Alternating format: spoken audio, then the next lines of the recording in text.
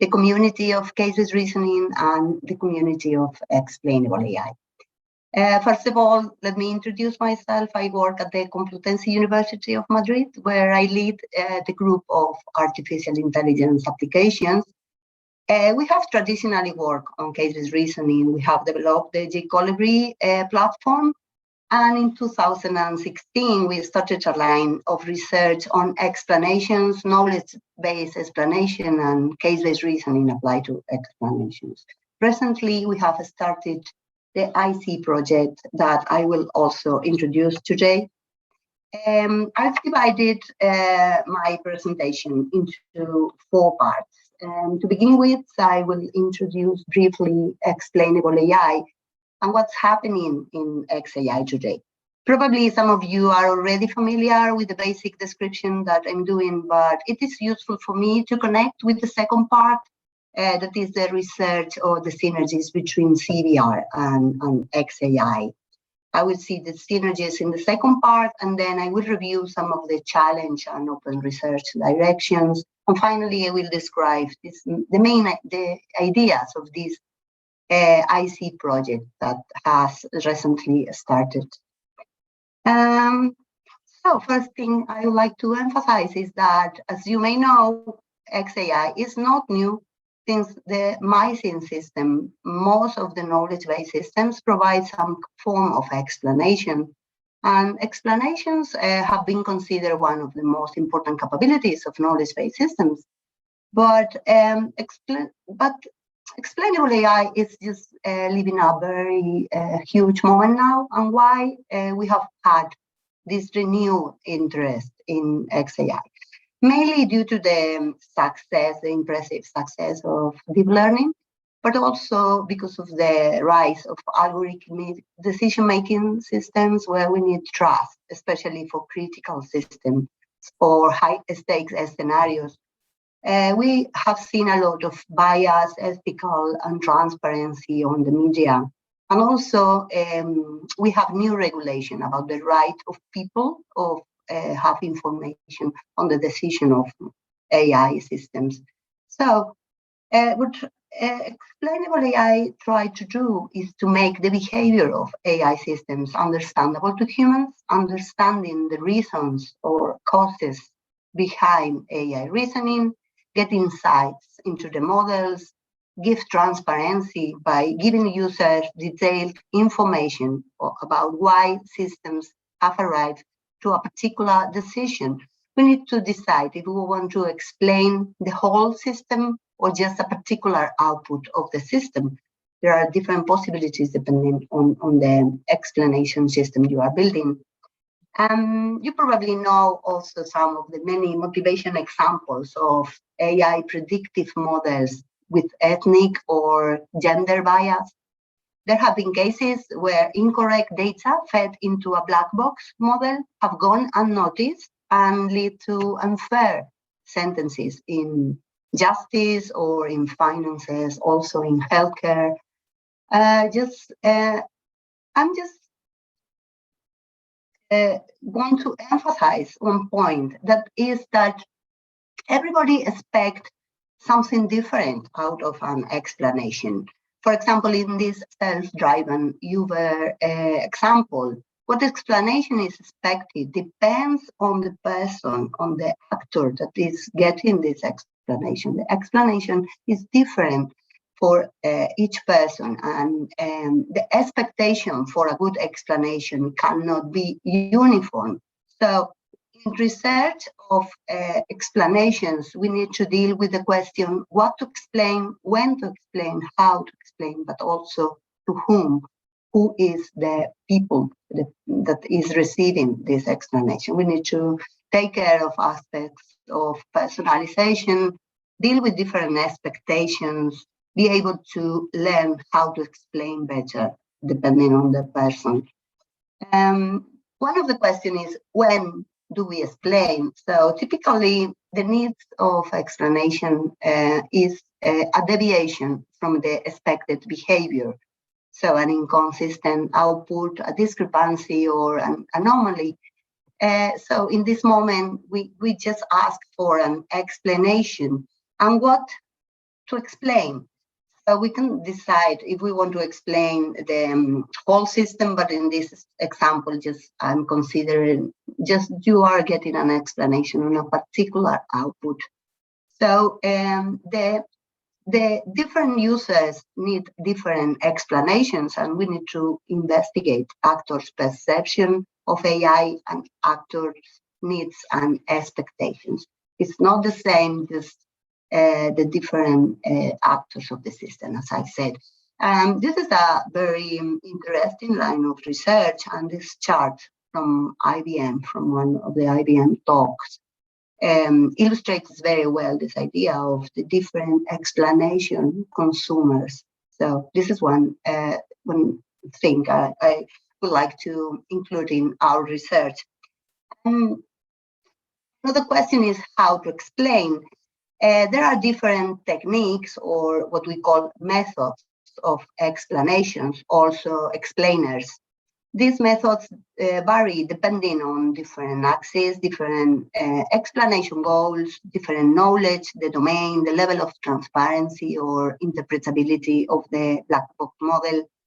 There are methods that are model specific and others that are model agnostic. Model agnostic explanation models use two separate models, one for the black box system, for the learning model, and an explanation model to do the explanation. These explanations are more like justifications because they do not explain the real reasoning process inside the black box, but it's like a surrogate system having other processes. Transparent models here are more appropriate for reasons of accountability, trust, or liability. However, the separation between these two modules, the explanation module from the machine learning model, has some advantages like flexibility and reusability. And the focus of my work is mainly in these post hoc model agnostic explanation methods. This is a list of the state of art. Of course, it's incomplete. There is a big focus of research on the development of new explanation methods, new techniques for explaining, and most of them are post hoc or are model agnostic. I mean, that can be reused for different systems. If you want to get introduction for this, just go to the original paper. So this is a very good summary. It's an online book and it has a lot of examples, so I strongly recommend this. Also, most of these explainers or these methods are offered in some libraries of explanation. Now we can go to some of these libraries, Alibi or Explainability, SICSA XAI, Interpret, and many others, and you can just try the explainers or the explanation method with your black boxes. You see here some explanation examples. Some of them are just more graphical or can be more textual. This is based on counterexamples, or can be different plots or different graphs. For example, saying what is the importance of the different attributes in the decision of the system. This is an example of the line plot or just the SHAP model. I'm not just going into the details of this, of course, but just that brief summary brings me to case-based reasoning. What is the role of case-based reasoning in explainable AI? As I say, I want to explore the synergies between the two research communities. I'm not sure if you are aware of case-based reasoning, so again, I'm just doing a very brief introduction. CBR is about experience, about memory, about remembering, about doing analogies with previous situations. The CBR idea is how experience can help me to solve a current problem. experience guides in the learning efforts. It's one important asset for problem solving. Human apply experience to solve different types of problems, from the very difficult and skilled problems or the very simple problems like just filling a form or doing the lobby. We use experience for a lot of things. CBR is a cognitive approach for modeling human problem solving based on remembering solutions of previous similar problem solving experiences. We keep a case base, and when a new problem arises, we just retrieve similar problems and reuse the solution. We can revise and retain them for the future. There are a lot of things, just a lot of questions to research here that have been considered in the CBR research for years. What are the useful experiences? How do we retrieve the best experience for solving a problem? Can we reuse the solution or adapt it? And how just we do the similarity processes? Should we keep the bad experiences or not? How are they useful? A lot of things just to research about. The synergies here is how can we use these ideas for explanations? So one idea is just in the CBR community, it has been a lot of research on similarity and analogy. And the research on CBR together with explanation is not new. The interest dates very early, as you see, and it has recently just renewed the focus of interest, the same of the rest of the AI community. And we have recently organized this workshop about explainability and case-based reasoning. I want just to say the deadline, the call for papers is open. The submission date is 11th of June if you are interested. And I hope after this talk, maybe you are a little bit interested in case-based reasoning and also in the synergies between explainability and case-based reasoning. So what's the role of case-based reasoning in explainable AI?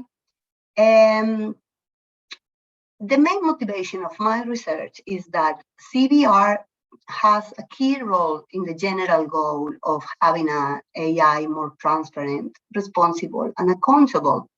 So I will talk about two main approaches to use CBR for explanation. The first one is simple and is based on using CBR techniques like reasoning by similarity to do explanations based on examples.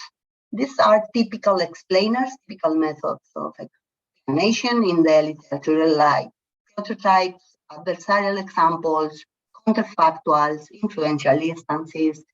This is explanation based on examples, and we can use technology and reasoning processes borrowed from the CBR communities to help explanations based on examples. And the second part is more complex, more related with the experience concept, and is related about how to use human explanation together with CBR to explain a black box system. The first ideas, are related with the use of CBR as a model-agnostic explanation system. This is the architecture I've done before. So what I propose here is use the CBR as a surrogate interpretable model here and do example-based explanation. So finding counterfactual, prototype, criticisms, anchors, and a lot. For example, counterfactuals have been traditionally cast as nearest unlike neighbors. So we can use the CBR techniques to retrieve just the instances here. We have to be aware that example-based explanations only make sense if we can represent an instance of the data in a human understandable way, because the instances are shown to the user here as explanations. But this approach raises a new question, is that what if we don't have the training data? Because this is the training data used to train the black box system, but sometimes we just don't have the training data.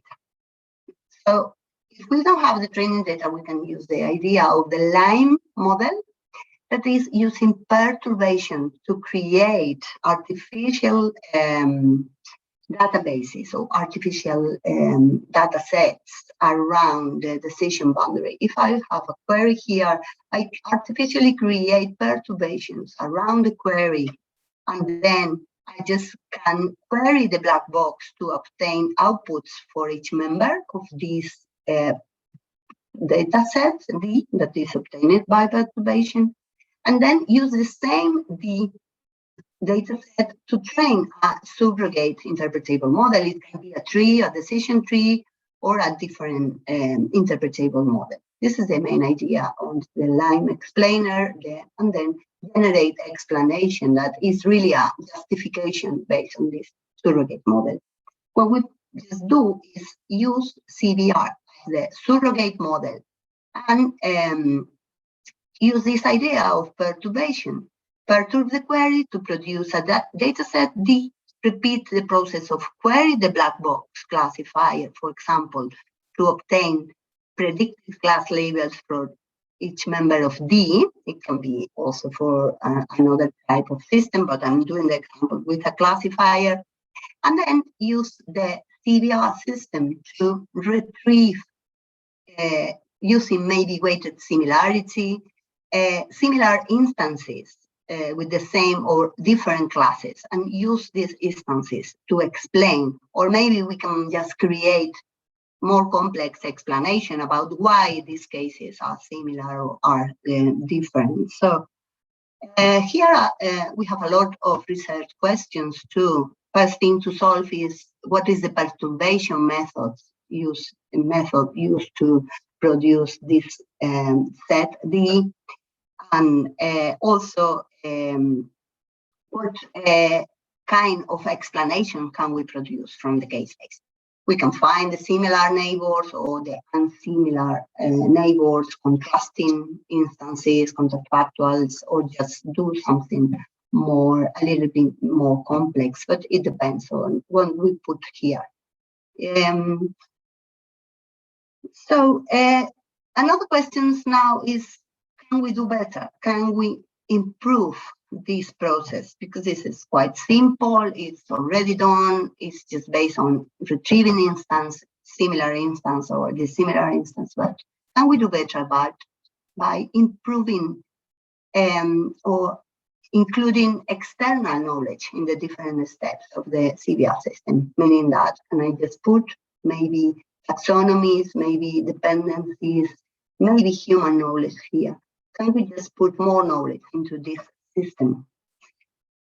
Yeah, the answer, of course, is yes.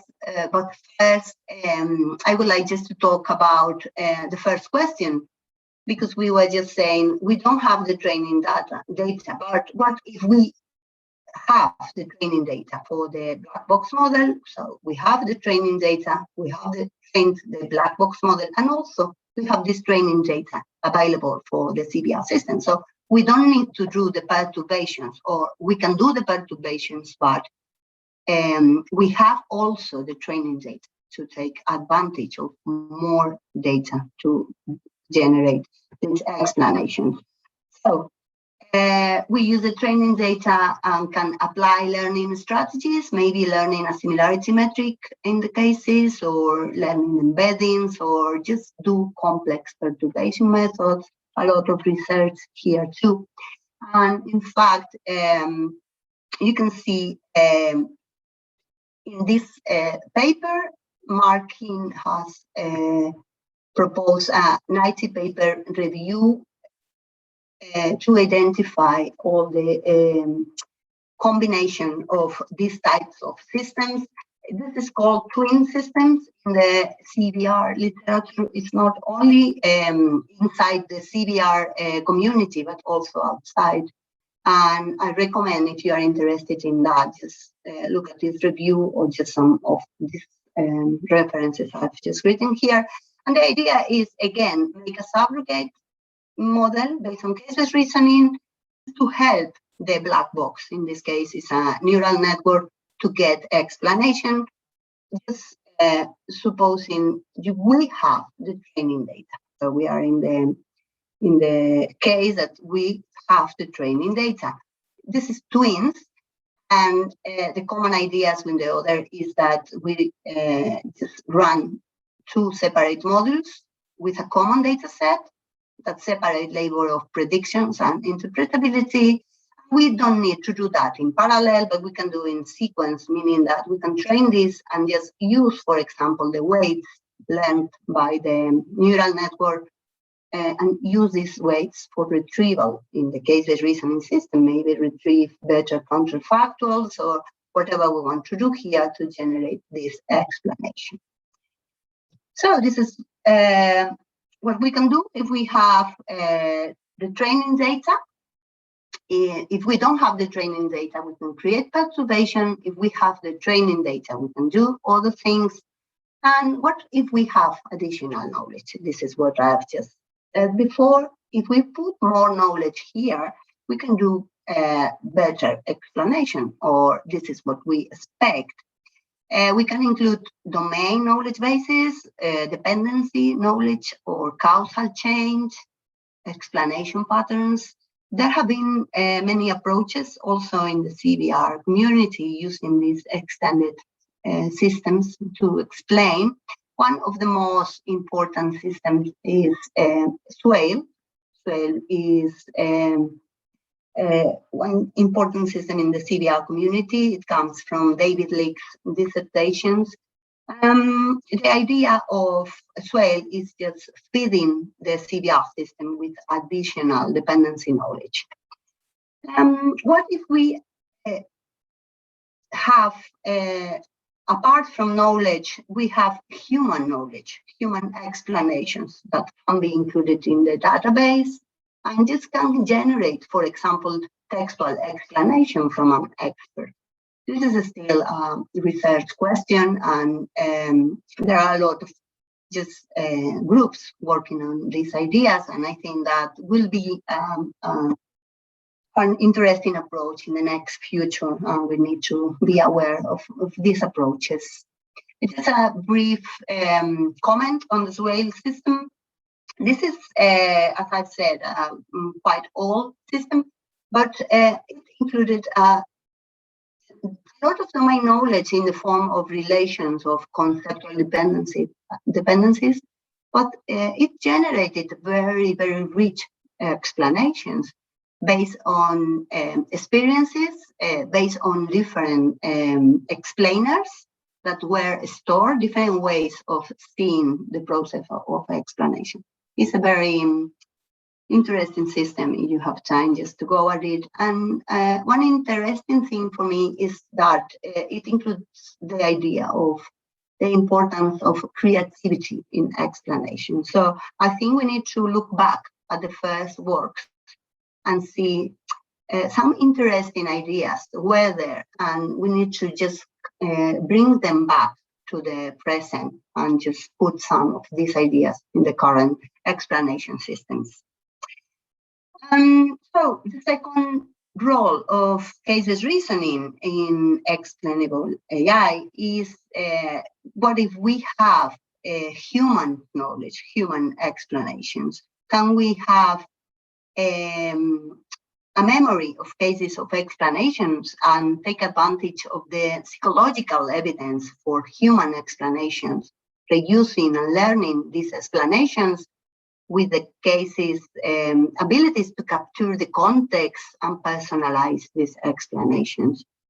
Let's just a moment just think about how humans do explanations. One first thing that we do when explaining is just consider the process of explanation as an interaction process between the explainer and the explainee. I don't know if we want to generate explanations in the same way that humans explain, but if we want to do so, or we want to learn from humans, we need to take care of context, personalization, ideas, also different types of knowledge, specific knowledge, but also take into account common sense and default knowledge. The idea of experience is very important for our work, and also, again, the idea of make it an interactive process.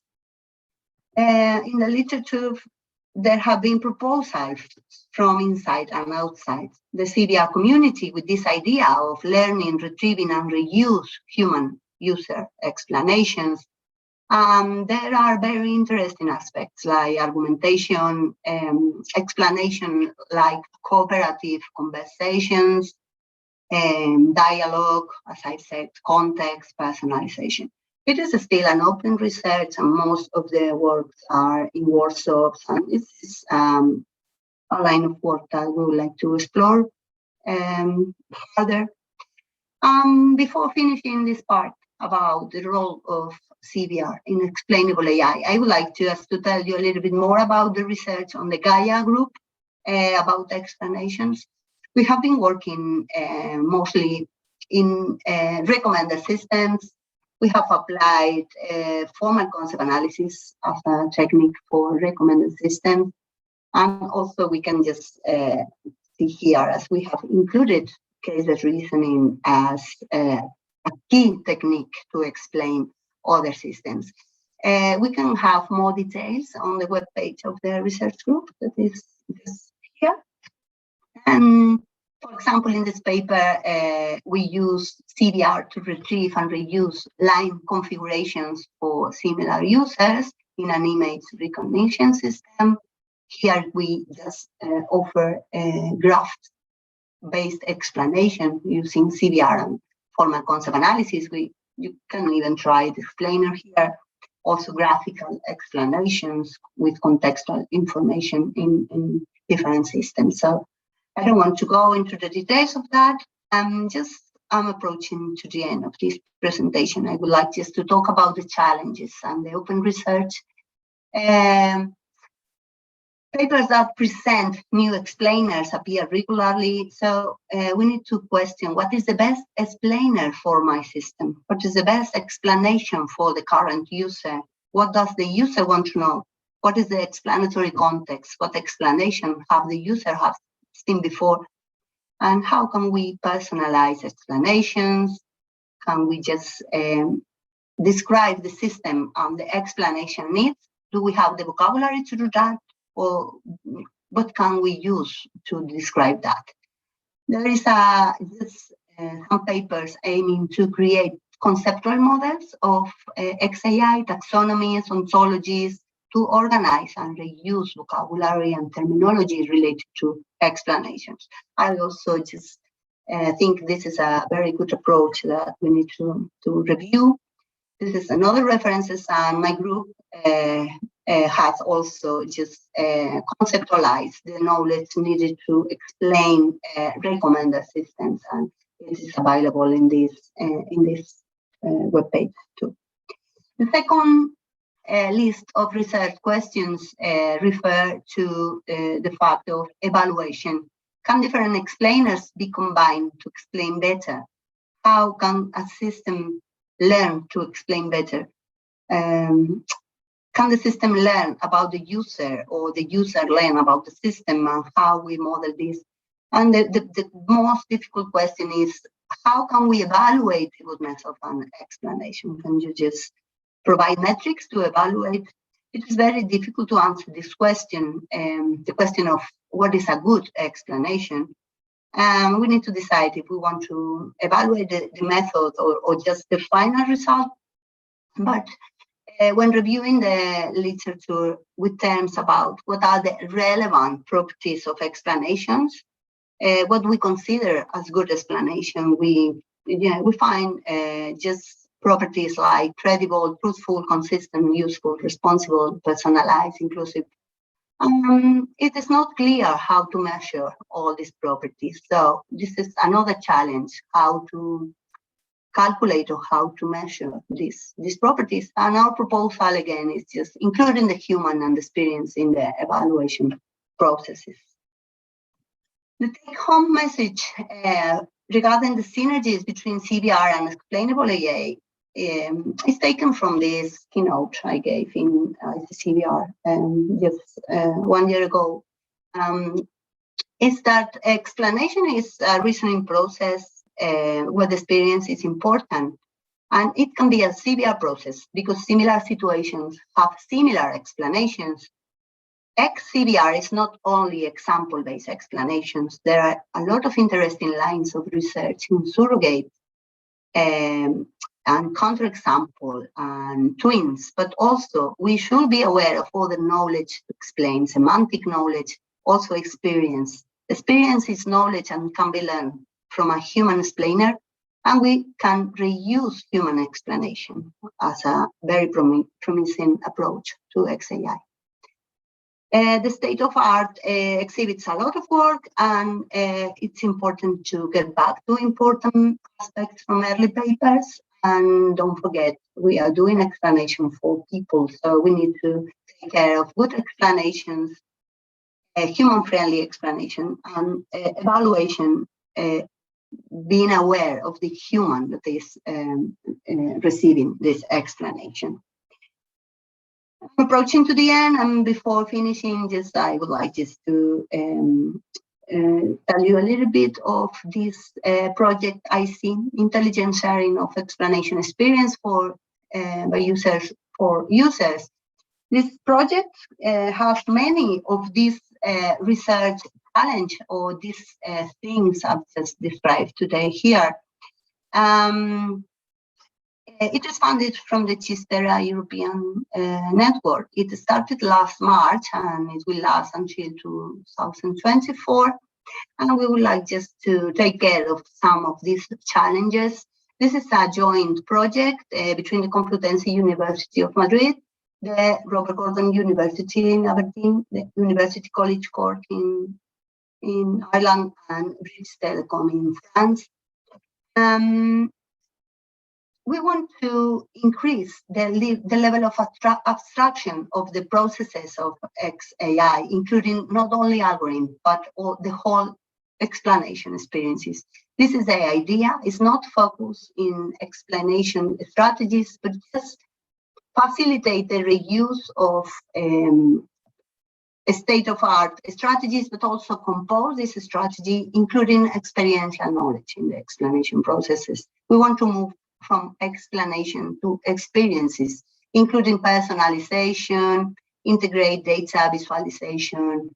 It's not only about the algorithms, but just about the whole experience. We want to evaluate and reuse experiences as part of this process. And our proposal to the challenges is just capture, share, and reuse explanation experiences, provide the AI community with a unifying open source platform underpinned by case-based reasoning, where experience of applying explanation strategies are kept and can be captured, retrieved, and reused as cases for future explanations. We would like to recommend what is the best way of explaining a black box for other users in similar circumstances, and we would like to capture and evaluate these experiences using a user participatory approach. The key components we are working at are the ontology, that is a conceptual model, a library of XAI strategies, of course, integrating existing libraries, other state-of-art methods of explaining, create this platform where we retrieve and adapt explanation strategies and include personalization in the process.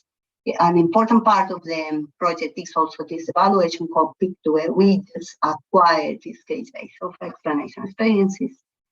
And that's all. This is a web page of the project where we can just, you can see more information, and you can also see this introductory video of the project. And just this reminder again about the workshop, if we have the opportunity to find some synergies between your work and the work of the CBR community, is a good opportunity just to share your work and discussing some of the new ideas. Thank you very much. I'm happy to answer your questions now.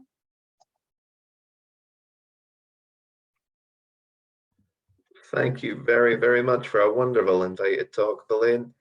We do have time for 1 or 2 questions. If anybody would like to ask a question, please just do use the raise your hand functionality on Zoom. All right, we've got a couple of hands. Rakana, am I saying that right? Rakana Patel. Yeah, it's Rachna. Thank you. Thank you, Belén, for an amazing talk. That was very inspirational. I have a question about XCBR and whether XCBR can help in making the AI systems more conscious. So what I mean by that is because bias is a very big component of any AI systems. So is it possible that with XCBR we can have a bias that is not only detected but mitigated as the AI systems are being used? Yes, we hope so. But of course, XCBR is a very open approach. So depending on what you put in the case base and how you deal with the problem of explanations, as I've just told you today, is you can use CBR for instance-based explanation or in a more complex human guide explanation. And both use cases reasoning and XCBR. So it's really depending on how you use. I agree with you. It's a very difficult problem, very interesting problem to solve. And I hope we can just bring some solutions with the CBR explanations.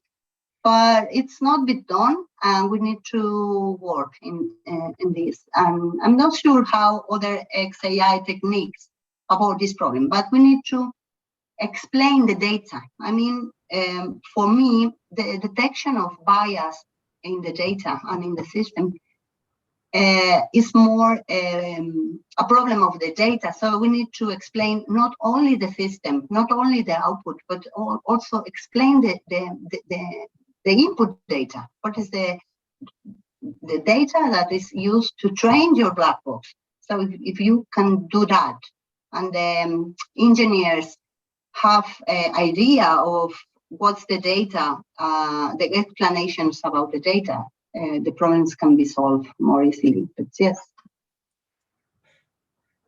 Oh, sorry. Thank you. Thank you. And very last question from Nirmalie. Thank you, Kyle. Thank you, Belén. Wonderful talk. Very interesting. The synergies between CBR and explainability. As you mentioned, the CBR cycle is much more than the retrieval phase. And up to now, a lot of people are mainly using the retrieval of nearest neighbors and unlike neighbors. I just wanted to ask your thoughts and the role of maybe the adaptation phase in the CBR cycle for explainability. Yes, I don't think it's been done in the current. I mean, we can distinguish between two families of approaches in XCBR. One, all systems where there were a lot of research on explainability, and we have missed a lot of that. We need to go back and just bring this back. And there were adaptation then. But in the new approaches, meaning that the twin systems, a lot of counterfactuals, a lot of instance-based explanations, a lot of nearest neighbor or unlike, but not adaptation and not just using other things like learning. This is something we need to try to come back from the previous works in XCBR. We are not doing that now, and this is one of the goals, as you know, of the IC project, because we want just to do this. It's not only retrieve an instance and use this instance to explain, but just retrieve a strategy, retrieve just a complex strategy, and adapt this strategy for a particular user, for a particular system, and just make adaptation a research problem are very important, more than retrievals. Yeah, and of course, learning too. Yeah, we have a lot of things to do. Yeah, I suppose. Yeah, thank you, because I guess adaptation will give you the opportunity to make use of multiple cases that are already in your case base rather than just randomly perturbating or something like that. So yeah, lots of opportunities. Yeah. Thank you. All right, folks, I'm afraid that's time for all the questions we have. Once again, thank you very much for a wonderful invited talk, Belén. It really was a pleasure. Hopefully you might be able to stick about and see some of the other lovely presentations that we have coming up. I think we'll take a short, just under 10-minute comfort break. We will start again on 11 o'clock GMT with our first paper presentations in our first session. So short break of 10 minutes and then we will start again. Thank you very much, everybody.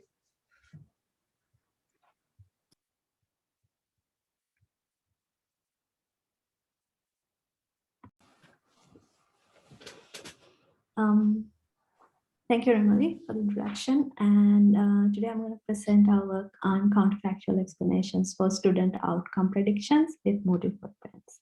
This is some work we did with Nirmalie, Kyle, Chamath, and David Corsar, part of the IC project here at RGU. And this project received funding from EPSRC and also part of the chist-era European Pathfinder program that Belén introduced to you earlier. So with the wonderful introduction that Belén gave, I can jump on to some of the examples of counterfactual explanations. Counterfactual explanations are described as a causal situation, which can be described in many forms. I'll give an example which makes it more clear. So in day-to-day life, I would say something like, if I hadn't taken a sip of hot coffee, I wouldn't have burnt my tongue.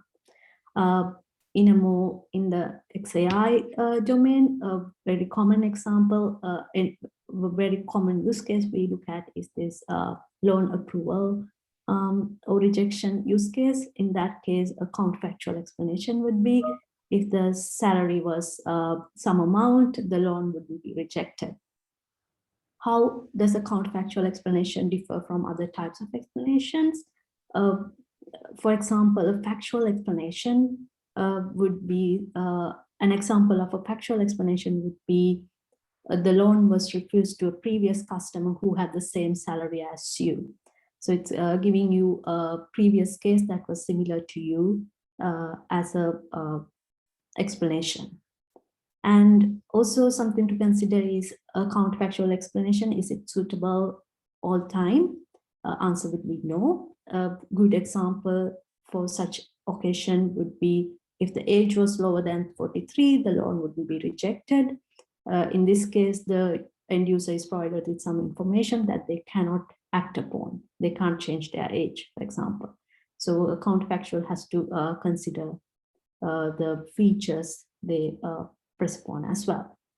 Why do we put so much emphasis on counterfactual? Is because recently it has been gained so much attraction, especially that it can provide explanation without having to open the black box compared to like saliency maps or other type of explanations. And also it has been said that psychologically counterfactuals are more engaging. And also legally, it has been argued that the counterfactuals are GDP compliant. So it's an interesting topic to look at. Going into a bit more detail about counterfactuals and the connection to KNN, explainability and CBR has always had a good connection at Belén, as explained in her keynote, and that comes mainly from the KNN algorithm that's been used for retrieval, that is interpretable. And there have been many work that showcase the ability of CBR systems to support explainability. Specifically with KNN, we find that identifying like and unlike neighbors can be expressed in the explanation domain as follows. A nearest like neighbor is a factual explanation, and a nearest unlike neighbor is a counterfactual explanation. And specifically for counterfactual explanations, the actionability is conditioned by the feature differences to the nearest unlike neighbor. So going I'm going to visualize this in the Euclidean feature space with a small example. If we look at the query X, a nearest unlike neighbor will give us a counterfactual, and the nearest like neighbor will give us a factual explanation. And we are interested in this counterfactual explanation and finding how to guide the user to achieve a class change. So which we also refer to as being actionable.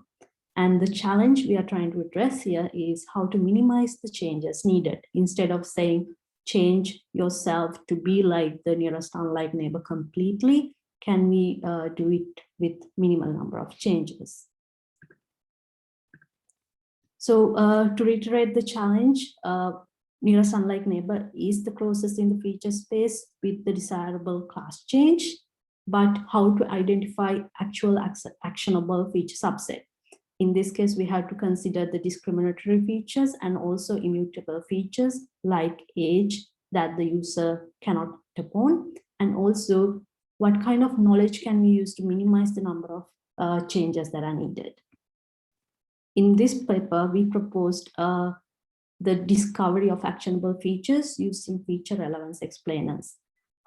Feature relevance explainers tell us how or which features contributed to a class prediction.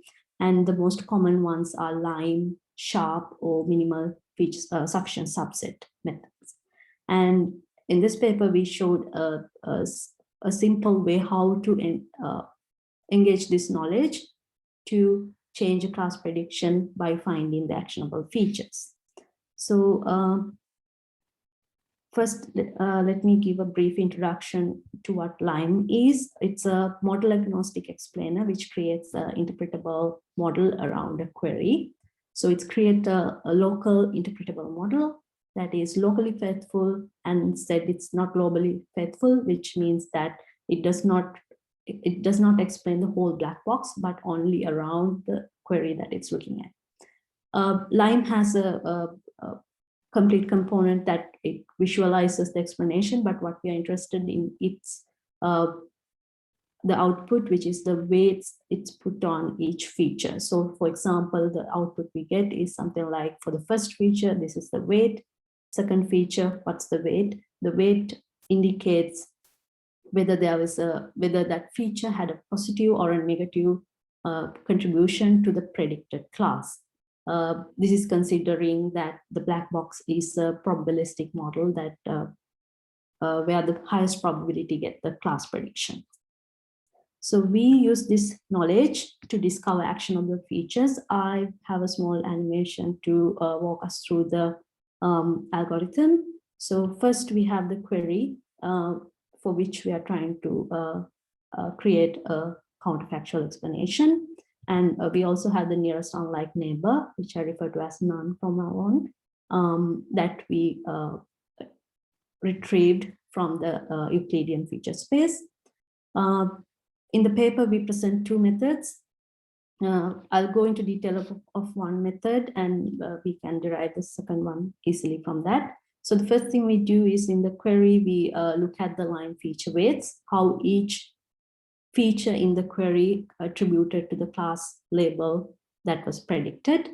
And orange features indicate that it's a positive contribution, and the blue features indicate that it's a negative contribution. Negative contribution as in that feature predicted that it belongs to a different class than the class that got the highest probability. So from this, we order the features such that the highest contribution to the predicted class is at the top. So in this case, it comes as 5, 2, 1, 4, and 3. And we apply the same ordering to the nearest unlike neighbor. So the rationale behind our method is that by removing the features that most contributed to the class that query currently has from the nearest unlike neighbor's respective features, we can increase the speed at which it achieves class change to the nearest unlike neighbor. The class we want to achieve is the one that nearest unlike neighbor has. So we replace the most important feature from the nearest unlike neighbor feature, and check for class change. If the class change is achieved, we stop the process here. If it's not, we replace the second most important feature on the query and do this until we observe a class change. So in this case, we are replacing the most important features to the label the query currently has. And in the second method, we explore the other way around, where we find the most important features to the nearest unlike neighbor. So that's the class that we are interested in, and use the most important features of the nearest unlike neighbor to replace on the query and check if we achieve class change of the amended query. So those are the two methods we presented in the paper, and we checked which one is better, or are they any better than randomly trying to replace features. For this, to demonstrate this, we presented this student Moodle footprint data set, where we have records of the RGU Moodle accessed by students for a single module collected during September and December 2020. We have altogether 74 students, which forms the data instances, 95 resources, which we indicate as features, and feature values indicate how many times a student visited the resource, which we collectively refer to as the footprint of the student on the Moodle course. And since we have a very small number of data instances, we simplify the classification task to a binary task, where we predict whether it's a higher grade or a lower grade, where higher grade include A's and B's. And this is the student outcome that they received at the end of the class. Here we assume that there is a correlation between the Moodle footprint and the student outcome that they get from their coursework. And just to test, we achieved the best performance on this data set using a random forest classifier, which has achieved 83% mean accuracy over 3 stratified folds. Which selected this data set because as in academia, we have the domain knowledge to identify whether the explanations are qualitatively good. And in this case, we identify as a student, they can ask, they can have two intents for asking for an explanation. One is why they received a specific grade, and the other one is why not they received a specific grade. So we are more interested in the second question. For example, a student who got a lower grade can ask, why did I not receive a higher grade? So in that case, what we want to give it's a counterfactual explanation. So in our evaluation, we are considering 3 methods, the 2 methods I explained earlier, and also we compare it against a random selection of features. So instead of ordering by the line feature importance of the nearest unlike neighbor or the query, we randomly select features to replace and to find what are the actionable features to achieve class change. In this case, we assume there's a black box classifier that is 100% accurate so that we can use all data instances in our evaluation.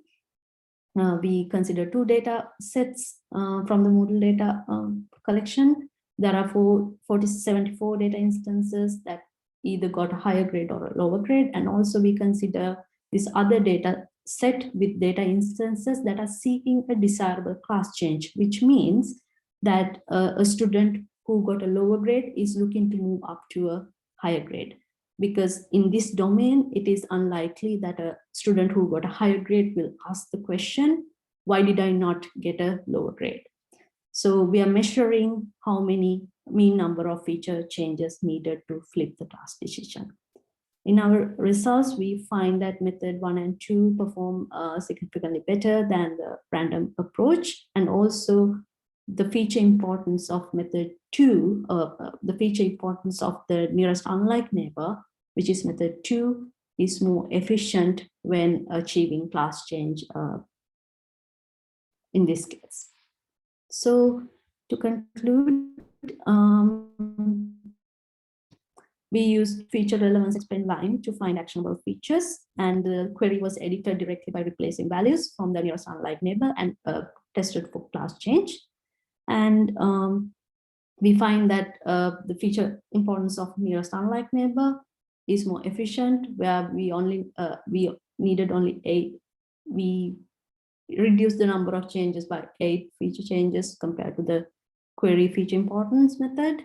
And we are considering and currently working on several future extensions, like using other feature relevance explainers to order the feature importance, and also optimizing our method to multi-class classification settings and other data types.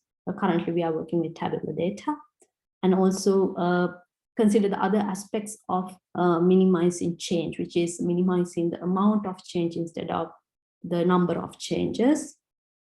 And also finally, transforming these discovered actionable features into a textual representation using some energy templates. So thank you for listening. I think I'll be taking some questions. Thank you very much, Angie. So do we have any questions? Yes, we have Wei Pang. I see your hand raised. Yes, yeah. Can I ask question now, or can? Yes, go for it. Yeah, just some question and comments. So first, you are trying to minimize the number of the changes.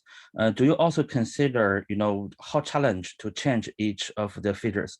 For example, some features are maybe harder to change, right? But I'm wondering whether it may be another way to look at, choosing the easiest feature to change, in addition to minimize the number of the changes. If I understand you correctly, I think what you're asking is, are there any features that are harder to change compared to the others? Yes. Yes, it's a consideration when we implement this method in other domains. As I mentioned earlier, like there are discriminatory features that should not be suggested to the user, that you change your gender or your age, for example. So yes, there are considerations, but in the use case we demonstrated today with the Moodle dataset, there are features or resources in the Moodle that the student can access any number of times. So we find them all as, we consider them all as actionable features in this case. But when we apply this method to a different use case, yes, we definitely need that domain knowledge to understand which features are actionable and they're not. Okay, thank you. Thank you. I have another question, but I will wait for other people. If we have time, I will ask another question, and otherwise I will just stop. Thank you very much. Thank you, Ray. So Mark and then Pam, and if you have time, we'll go back to Ray. Okay. Hi, I was just wondering how you dealt with the issue of correlation versus causation in this. You're talking about things you could change, and it would have an impact on the output. Would it have an impact on the output, or are you actually just suggesting something that's correlated rather than something that's causal? I think we are assuming with this data set that there is a correlation between the Moodle footprint of a student and the outcome they get from their course material and coursework. So yes, we are assuming there's a correlation, and we are assuming that change in these features does lead you to get a higher grade. So we are working on that assumption, yes.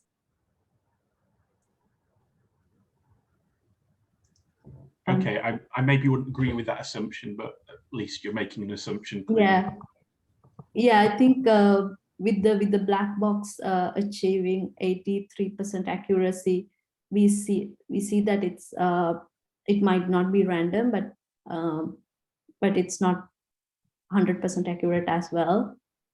But as a use case to demonstrate the explainable aspects of this use case, it's a good use case, not necessarily maybe the prediction model. Okay. It's worth having that discussion with Mark later. Sorry, I'll hand over to Pam before this dog starts barking. Okay, thank you.